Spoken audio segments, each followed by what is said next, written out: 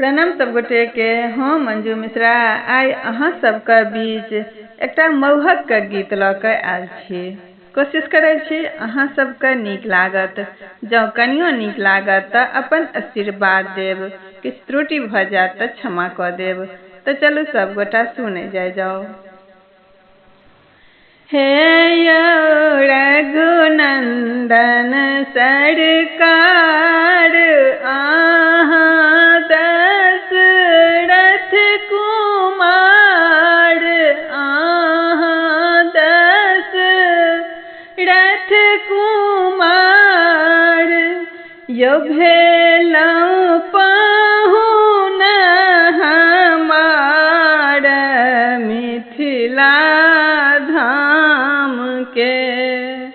यौ भेलहुँ पाहुन हमार मिथिला धाम के।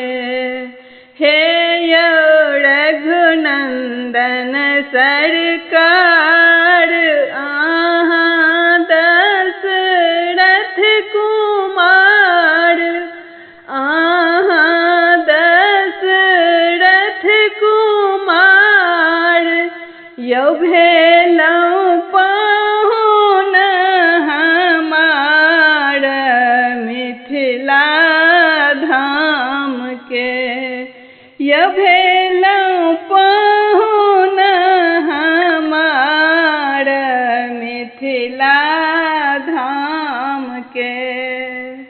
आजू मौहक के व्यवहार कोबर घर में संभारी, आजू मौहक के व्यवहार कोबर घर में संभारी, पुरियौ अनुपम विध व्यवहार मिथिला धाम में। यौ पुरियौ अनुपम विध व्यवहार मिथिला धाम में। यौ भेलहुँ पाहुन हमार मिथिला धाम में।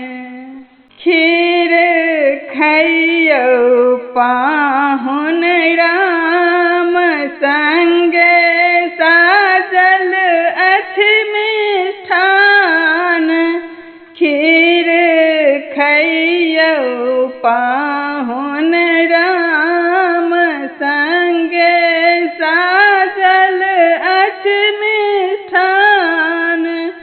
सखी सब हँसि कऽ पुछथिन नाम मिथिला धाम में। यौ सखी सब हँसि कऽ पुछथिन नाम मिथिला धाम में। यौ भेलहुँ पाहुन हमार मिथिला धाम में।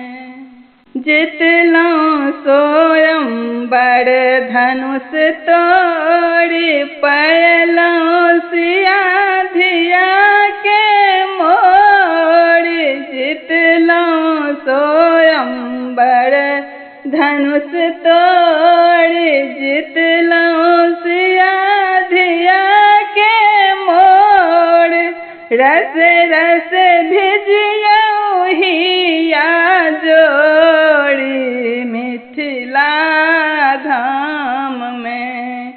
यौ रस रस भिजियौ हिया जोड़ी मिथिला धाम में। यौ भेलहुँ पाहुन हमार मिथिला धाम में।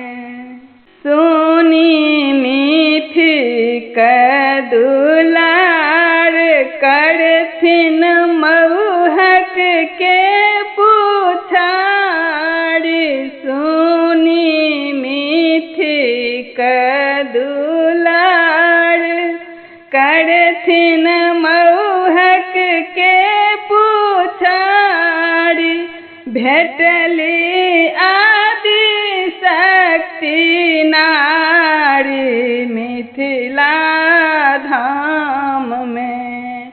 यो भेटली आदि शक्ति नारी मिथिला धाम में। यो भेलौं पाहुना हमार मिथिला धाम के। हे यौ रघुनंदन सरकार आहाँ दशरथ कुमार।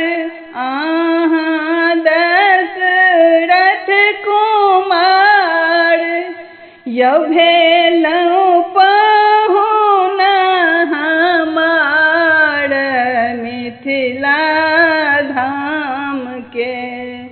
यौ भेलौं पाहुना हमार मिथिला धाम के। यौ पुरियौ अनुपम विध व्यवहार मिथिला धाम में। यौ पुरियौ अनुपम विध व्यवहार मिथिला धाम में। यौ भेलौं